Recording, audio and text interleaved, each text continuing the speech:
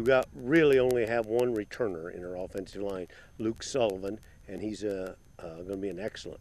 I think the others will do fine, but they're new guys. We're going to be starting lots of new guys this year. Wayne Crum's Rockets aren't without questions to answer. Depth, experience, strength of schedule, but where Rushville Industry is good, well, the Rockets are very good, and that is in the offensive backfield, with 3 different running backs and a quarterback who could all post 100-yard rushing games at any time. Yes, they're excellent. They'll run hard. If we block for them, they got a good chance.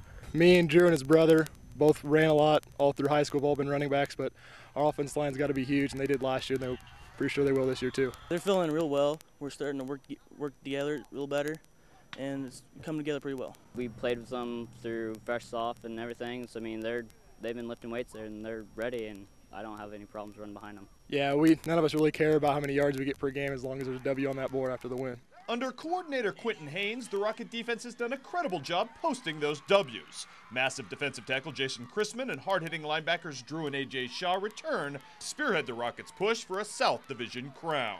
I have a lot of confidence in our new guys, but we just have to work as a team, do what Coach says, block and tackle, do our best.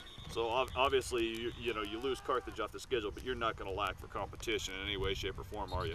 Oh no, I believe some of the coaches been here a while poo-pooed it a little bit. They said there's a strong schedule a few years ago, but I believe it's maybe the strongest schedule the last 20 years. For all of the focus on Macomb, Cole Cameron's expected 3-week absence from the Carthage backfield has had its own strangely chilling effect, at least on Justin Neely.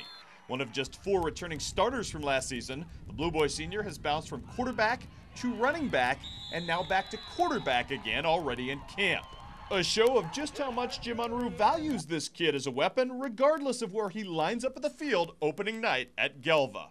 We've thrown in some new stuff, and so it could be exciting. And you did well 7-on-7, I understand, this summer, so that there's certainly an awful lot of potential in the offensive backfield. Yeah, we did. We found some guys that we know can catch the ball well, and we've always had solid runners, and so things are looking good. Justin Neely, great running quarterback, very good running quarterback, very good passing quarterback also. Brings a lot to a table, and it's a good place to start for rebuilding a football team. When Cole Cameron does return in week 4, by the way, just in time for the Alito game, Jim Unruh may have his most athletic backfield ever, at least on paper. And with a young, unproven offensive line and the highest RPI in the region due to an amazing strength of schedule, he'll surely need it.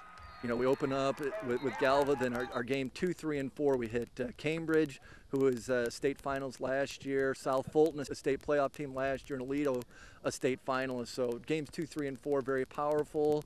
Then we skip a playoff opponent, and then games 6, 7, and 8 are all against playoff opponents. If you look at Cambridge this year and you look at Alito, most of those kids are back from last year's game, and I'm going to guess that they're both going to be ranked in the top 2 or 3 in the state this year. And I tell you what, I absolutely love our schedule.